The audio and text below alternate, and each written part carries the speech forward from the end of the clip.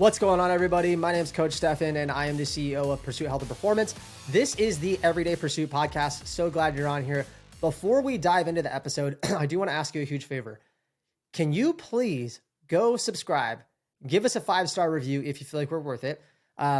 Like, comment, share, literally just, it's going to take you 10 seconds. Just go pause, go give us a review. Please, this would be super, super helpful. We don't run ads. This is the only way that people will ever find out that I sit here in my office and record and talk to you guys like a crazy man on the camera. But in all seriousness, it would be super, super helpful. If you could do that, it would mean a lot. And if you've been listening to these episodes and getting value, that's all I ask for you. Like, you don't have to get on a call with me. You don't have to support me in any other way. If you just want to share these episodes, it would mean the world to me. I love doing this podcast and I want it to help more people, right? All right, so we're going to dive in. If you look at the title of this episode, right? Cold, dark, I think it's cold, dark, tired, and motivated. You might be like, you mean unmotivated? No. I mean motivated. And this is the construct. Right now, it's winter, probably when this comes out, I think next week or 2 weeks, it's like around Christmas time. It is a very unmotivating time to be fit. I'm not going to lie. Every single year, it's like dark at 5 p.m. That sucks. It's cold. That kind of sucks. It's all jolly and warm and comfy, which that sucks to be uncomfortable and not jolly and cold, right? So it's not a great time for most people to lift. I see so many people that fall off the wagon, so to speak. I see so many people that say, well, I'm just going to wait till January. Like, they're kind of hibernate in their homes and they're like, no, when it gets nicer out, I'll blank. Okay. This is what I want you to understand. It does not matter the weather. It doesn't matter if you're tired. It doesn't matter, fill in the blank. All that matters is that you get shit done. That's it. That's it. Nobody cares. The results don't care. Your family doesn't care. Your boss doesn't care. Your spouse probably doesn't care. And I'm not saying that your feelings don't matter. What I'm saying is the results are the results, period, right? Like, have you ever missed a deadline at work or got in trouble and you try to make excuses and deep down inside that your boss kind of doesn't give a crap? Like he's like, oh, okay. But in his head, he's like, I just care that you get it done.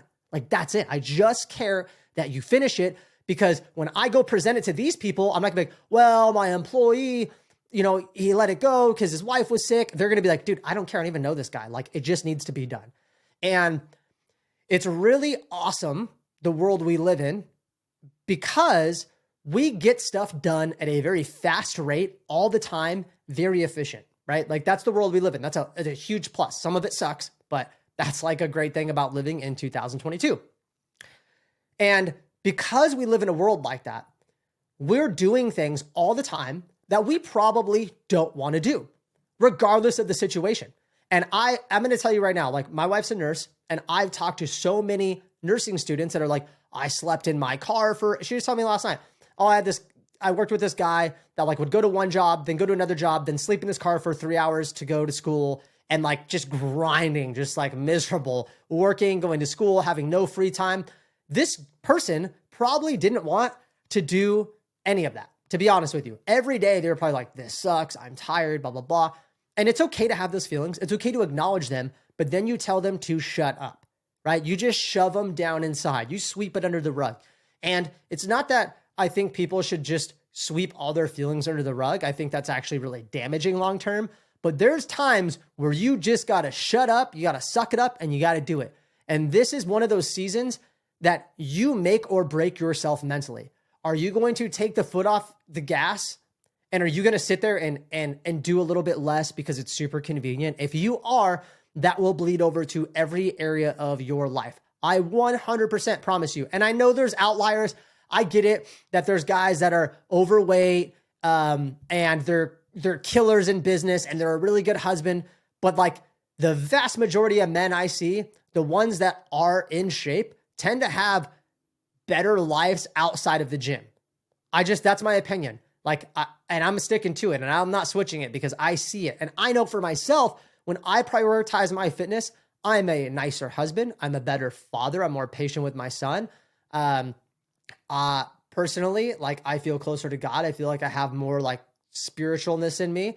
I am not as irritable, and that all plays into it, right? Like I'm just a happier, more calm individual, right? I think more positive thoughts. I don't get irritated as much.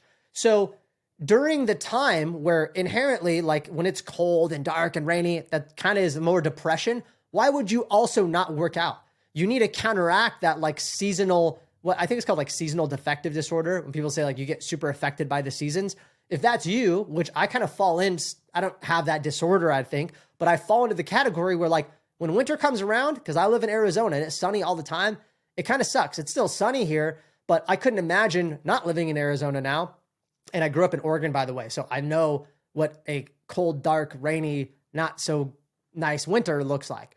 And I remember when I lived in Oregon, every year I would get a little bit depressed. And my saving grace was I'd go exercise. I would release all these endorphins. I would feel good. And I was actually in a happy mood. Everybody else was all like doom and gloom and depressed and stuff. Like I don't want that. Okay. So now this is how I want you to flip the script. I want you to like own it so bad that it like actually ends up becoming a motivation for you. So I want you to think of it like this. If I'm like, hey, jump in this water, right? If I went and jumped in my pool right now, I don't know how cold it is. It's going to be cold. And you're like dipping your toes in and you're like, oh, it's going to be so cold.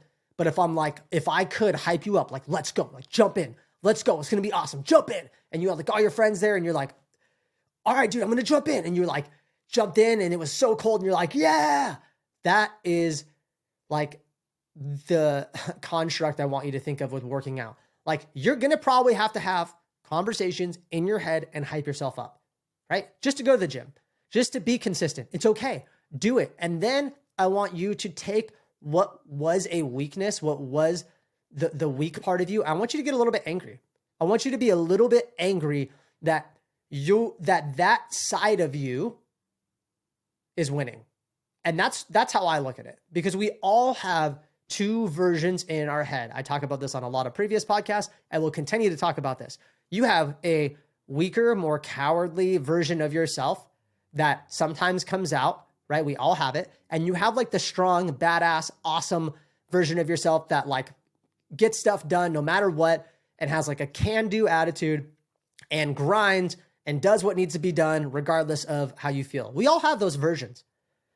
And I almost get mad that that other version thinks that they can dictate what I actually desire deep inside. Because nobody desires to be fat, out of shape, low energy, low confidence. Nobody desires that. So if your desire is probably leaning towards more of that like badass version of yourself, when that other version starts to creep in, I get upset. I literally like, no, like how dare you sit there and you buy into these lies and you buy into like, no, I'll do it tomorrow. Start when it like, nope, I'm not listening to you. Because if I listen to you 2 months down the road, I'm going to be pissed that I listened to you.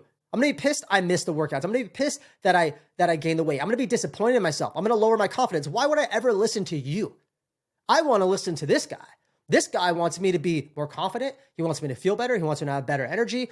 He wants me to be in a better mood so I can be a better spouse and a better father and run my business more effectively. Like he wants what's best for me. You just want me to be comfortable, and comfort kills.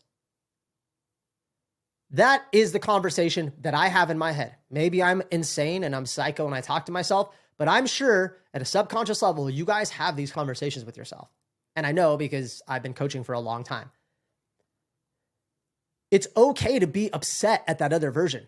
In fact, if you accept that version of yourself, if you're nice to that version, you're going to let it in more. I don't like that version. It doesn't mean that version never has a place. Okay. It's not that I completely shove it down. I never let it come up, because life's about balance and you can't just be this hard charging on the ball 100% of the time, never let up. Like that's also very unhealthy. Okay. But it should be like an 80-20 or a 90-10. Like you should vast majority listen to the more badass version and very, very rarely listen to the more weaker, cowardly comfort version. That's how you make the progress you want.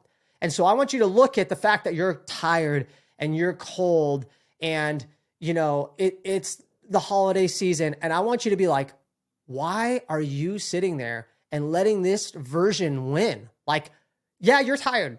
Fantastic. So is everybody else.